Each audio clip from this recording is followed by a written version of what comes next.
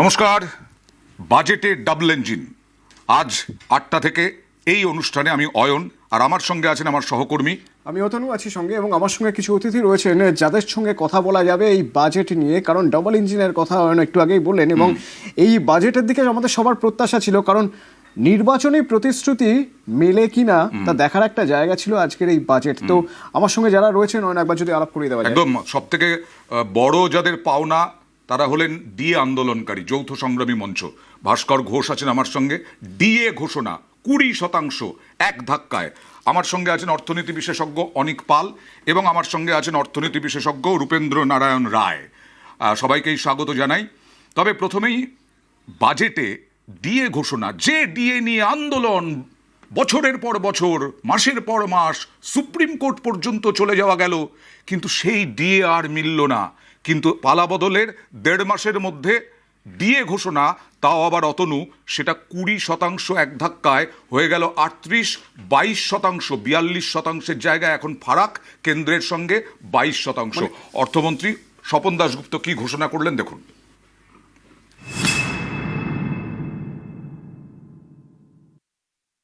রাজ্য সরকারি কর্মচারী, আধা সরকারি কর্মচারী, শিক্ষক ও অশিক্ষক কর্মীবৃন্দ সরকারের কাছে কাজ ও নীতি রূপায়ণে গুরুত্বপূর্ণ ভূমিকা পালন করেছে। এদের এই অবদানকে স্বীকৃতি দিতে আমরা ঘোষণা করছি যে বর্তমানে 18% মহার্ঘ ভাতা দিয়ে ওপর অতিরিক্ত 20% মহার্ঘ দিয়ে দেওয়া হবে। অর্থাৎ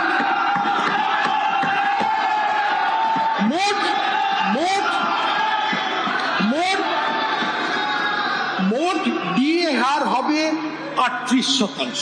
পেনশন প্রাপ্যরা অতিরিক্ত 20% ডিএনএস রিলিফ পাবেন। এই ডিএনএস রিলিফের বৃদ্ধি 1 অক্টোবর 2026 থেকে কার্যকরী হবে।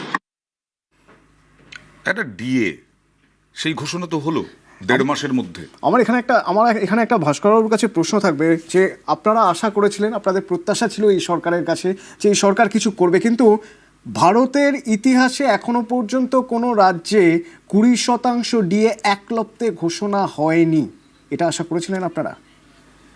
দেখুন, আমাদের সাথে 1 জুনের যে বৈঠক মুখ্যমন্ত্রীর সাথে নবান্নে হয়েছিল, সেখানে তিনি একটা কথা, খুব সিগনিফিক্যান্ট একটা কথা বলেছিলেন, যে আমাকে সময় দিন, আপনাদের যে বকেয়া আছে সেই বকেয়া আমরা মিটিয়ে দেব, এবং সেটা নিশ্চিতভাবে জেনে রাখুন যে আপনাদের প্রতি সম্মান রেখেই আমরা সেটা মেটাবো, এবং সেটা চিরকুটে দিয়ে দেওয়ার মতো করে হবে না। আমাদের আশা ছিল, কারণ যে লড়াই আমরা করেছি বিগত 4 বছর বলতে পারেন, সব থেকে সিগনিফিক্যান্ট যে বিষয়গুলো ছিল, যে আমরা ঐক্যবদ্ধ হয়েছিলাম সমস্ত দলীয় রাজনীতির বাইরে বেরিয়ে, একদম কর্মচারীদের নিজস্ব দাবি দাওয়া নিজেরা লড়াই করবে, এবং সেই লড়াইয়ের ময়দানে আমরা সমস্ত বিরোধীকে স্বাগত জানিয়েছি। সেখানে যেমন শুভেন্দু অধিকারী মহাশয় এসছেন বিরোধী দলনেতা হিসাবে, মোহাম্মদ সেলিম থেকে শুরু করে কংগ্রেসের নেতৃত্ব, সিপিআইএমএল এর নেতৃত্ব, দীপঙ্কর রায়, তারপরে এসইউসির নেতৃত্ব, তারা সকলেই এসেছেন। যারা যারা আমাদের আন্দোলনকে সমর্থন জানিয়েছে তাদের সবাইকে আমরা মঞ্চ খুলে দিয়েছি। সেই যে লড়াই, সেই লড়াইয়ের সাথে উনি ওতপ্রোতভাবে ছিলেন জানি, এবং সেই লড়াইয়ের প্রতি তার যে সম্মান ছিল, সেই সম্মানের জায়গা থেকে আমরা জানতাম যে একটা বড় অংশ তিনি দিতে চলেছেন, এবং প্রায় বকেয়ার 50% তিনি মিটিয়েছেন। এবং আজকে এটাও বলেছেন যে আমাদেরকে সময় দিন, অর্থমন্ত্রীকে সময় দিন, আগামী বাজেটের মধ্যে আমরা সবটা মেটানোর চেষ্টা করব, এই আশ্বাসও কিন্তু দিয়েছেন ভাস্করবাবু। একদমই, এবং সেটা বিভিন্ন সময়ে কথাবার্তাতে সেটা পরিষ্কারও করেছেন। আমার মনে পড়ছে সেদিনকার কথা, যেদিন 5ই ফেব্রুয়ারি ডিএ মামলাতে সুপ্রিম কোর্টে রায় বেরোলো, এই যে বকেয়া ডিএ দেওয়া হলো সেটা কিন্তু ডিএ মামলার সাথে সংযুক্ত নয়, এটা আলাদা। তা সেদিন আমরা বলেছিলাম, ওনার তারপর আমার সাথে যখন ফোনে কথাবার্তা হয়েছিল তখন বলেছিলেন যে এরা সমস্ত কিছু শেষ করে দিয়ে গেছে, এবং পরিকল্পনা বহির্ভূত খাতে এত খরচা করে ভাস্করবাবু এরা দিতে পারবে না, আমরা এসে পরে সমস্তটা মেটাবো। তা সেই ক্ষেত্রে গ্রান্ট ইন এডের সুপ্রিম কোর্টের রায়কে মান্যতা দিয়ে এখনো পর্যন্ত ডিএটা, সেটা নোটিফিকেশন ঘোষণা হয়নি, নোটিফিকেশন আসেনি। আমরা আশা করছি যে সেই নোটিফিকেশনটাও আসবে। আমি এখান থেকে একটু অনিক বাবুর কাছে যেতে চাই। অতনু, অনিক বাবুর কাছে জানতে চাইবো, বারবার যখন ডিএ চেয়েছেন এরা, তখন তৎকালীন মুখ্যমন্ত্রী মমতা বন্দ্যোপাধ্যায় বলতেন 8 লক্ষ কোটি টাকার ওপরে আমাদের ধার, ঋণ, আসলে কি আবার তারপরে আবার পুজোর সময় ক্লাবগুলোকে 1 লাখের ওপরে সাহায্য করছেন প্রত্যেকটা ক্লাবকে, এই দ্বিচারিতা ছিল তা কি কি বলবেন? দেখুন, এখানে খরচটা পশ্চিমবঙ্গে যেভাবে প্রাক্তন সরকারের অধীনে হয়েছে তাতে অনেক ইরেগুলারিটিস ছিল, অনিয়ম ছিল এটা, এবং সেখানে রাজনৈতিকভাবে যেটা লাভদায়ক সেই সব জায়গায় উনি টাকা পয়সা দিয়েছেন, ফলে 8 লক্ষ কোটি টাকা দেনাটা তো একটা বাস্তব, সেটা তো আনডিনায়েবল। কিন্তু এখানে আপনাকে দেখতে হবে যে এবার গ্রান্সিনের যেটা কিন্তু দেনা নয়, যেটা কিন্তু ধার নয়, যেটা কিন্তু ফেরত দিতে হয় না, সেই খাতে বাজেটের আপনার প্রাপ্তি এবছর যা প্রবণ দাশগুপ্ত দেখিয়েছেন তা প্রায় গত বছরের নিরিখে আপনারা নিজেরাই বললেন 71,300 কত কোটি টাকা, প্রায় 50,000 কোটি টাকা বেশি। এখন এই যে ডাবল ইঞ্জিন সরকার বা যেগুলো ওনারা বলছেন তার কিছু লাভ পাওয়া যাচ্ছে, এবং ফলে আমার মনে হয় এখন স্টেটের হাতে সেই টাকাটা স্টেট আশা করছে থাকবে, যেটা দিয়ে এই ডিএটা বাড়ানো যায়। এটা আগের সরকারের কাছে ছিল না। না, কিন্তু কিন্তু কিন্তু এই কথাটার পাশাপাশি না, আমি একবার রূপেন্দ্র নারায়ণ বাবুর কাছে জানতে চাইবো যে এটা কতটা সাহসী সিদ্ধান্ত। একটা সরকার আসার পর তাদের প্রথম বাজেট ঘোষণা হচ্ছে, সেই বাজেট ঘোষণার সময় সরকার জানে, অর্থমন্ত্রী জানেন যে তারা কোন অবস্থার মধ্যে দিয়ে যাচ্ছেন, রাজ্য কোন অবস্থার মধ্যে দিয়ে যাচ্ছে, সেক্ষেত্রে শুধুমাত্র কথা রাখার জন্য 20% ডিএ বাড়িয়ে দেওয়ার কথা বলা হলো, মানে কতটা সাহসী সিদ্ধান্ত বলে মনে হয় আপনার? নিশ্চয়ই আমি একটা কথা বলতে চাই যে আমাদের পূর্বতন সরকার একটা চারবাকপন্থী অর্থনীতি অবলম্বন করেছিলেন। সেই চারবাকপন্থী অর্থনীতি হচ্ছে যাবৎ জীবেত সুখং জীবেত ঋণং কৃত্বা ঘৃতং পিবেত। আপনি যদি দেখেন পশ্চিমবাংলার জনসংখ্যা হচ্ছে 10.6 কোটি এবং আমাদের ঋণ হচ্ছে 8.6 লক্ষ কোটি টাকা।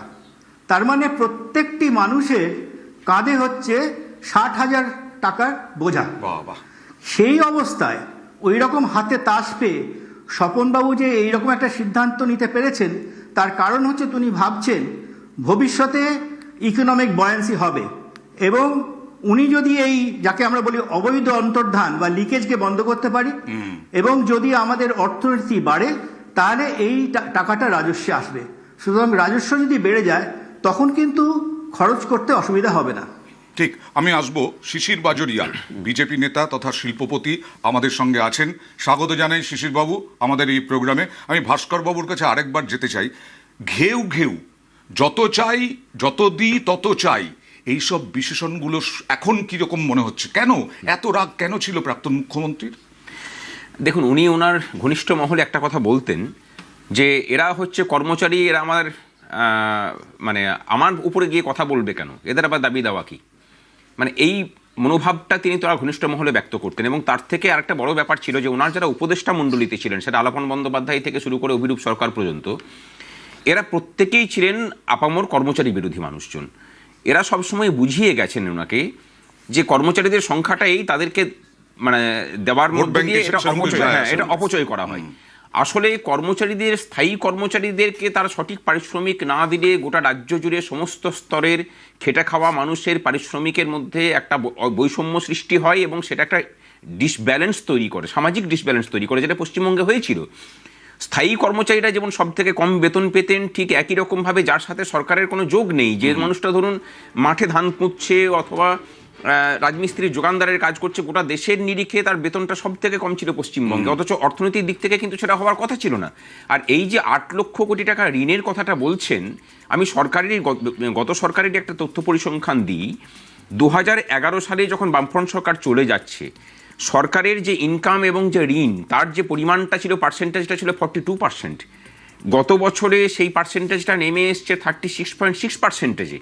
অর্থাৎ ঋণ যেমন বেড়েছিল, ঠিক একই রকমভাবে সরকারের ইনকামও বেড়েছিল। সমস্যাটা ছিল পরিকল্পনা বহির্ভূতভাবে সরকারি টাকাগুলোকে অপচয় করা। আপনারা দেখেছেন যে লক্ষ্মী ভাণ্ডার দেওয়া হতো, বহু পুরুষ মানুষ লক্ষ্মী ভাণ্ডার পেতেন, মানে যেখানে যেখান থেকে কাটমানি হয়ে এসছে এমন কোনো প্রজেক্ট ছিল না যে প্রজেক্ট থেকে কাটমানি বেরোয়নি। কাটমানি না বেরোলে সেই প্রজেক্টে তারা ইনভেস্ট করতেন না। কর্মচারীদেরকে ডিএ দিলে সেখান থেকে কাটমানি পাওয়া যেত না বলে আমরা একটা সময় প্রস্তাব দিয়েছিলাম, দরকার হলে আপনাদের কাছ থেকে 5% আপনি কেটে নিন, কি অবস্থা। কিন্তু মিটিয়ে দিন। এটা সদিচ্ছার অভাব ছিল, আর পরিকল্পনার মধ্যে এই ব্যাপারটা ছিল যে এখান থেকে তো আমি কাটমানি পাচ্ছি না, আর এইদিকে দিয়ে কি হবে, মানে এই যে বিষয়টা, সেই জায়গাটা থেকেই এই ক্রাইসিসটা সৃষ্টি হয়েছে। আমরা খুশি যে নতুন সরকার এসে পড়ে আমাদের যে নাছর মনোভাব, যে লড়াই, মুখ্যমন্ত্রী যখন বিরোধী দলনেতা ছিলেন, এবং আপনাদেরকে এটাও বলে রাখি যে আমরা ভোটের পূর্বে প্রত্যেকটা রাজনৈতিক দলের কাছে আমাদের দাবি দাওয়া নিয়ে গিয়েছিলাম। তখন বিজেপির পক্ষ থেকে আমাদেরকে বলা হয়েছিল যে সরকারটাকে বদলে আমাদের সরকার নিয়ে আসুন, আপনাদের দাবি দাওয়া আমরা মিটিয়ে দেব। তা আমরা খুশি যে তারা যে প্রতিশ্রুতি দিয়েছিলেন সেই প্রতিশ্রুতি পালনের দিকে তারা অগ্রসর হয়েছেন। অস্থায়ী কর্মচারীদের অনেক অংশ বাদ গেছে, আমরা আশা করি যে মাননীয় মুখ্যমন্ত্রীর কাছে সেগুলোকে নিয়ে তুলে ধরলে পরে সেগুলোর ব্যবস্থাও হবে।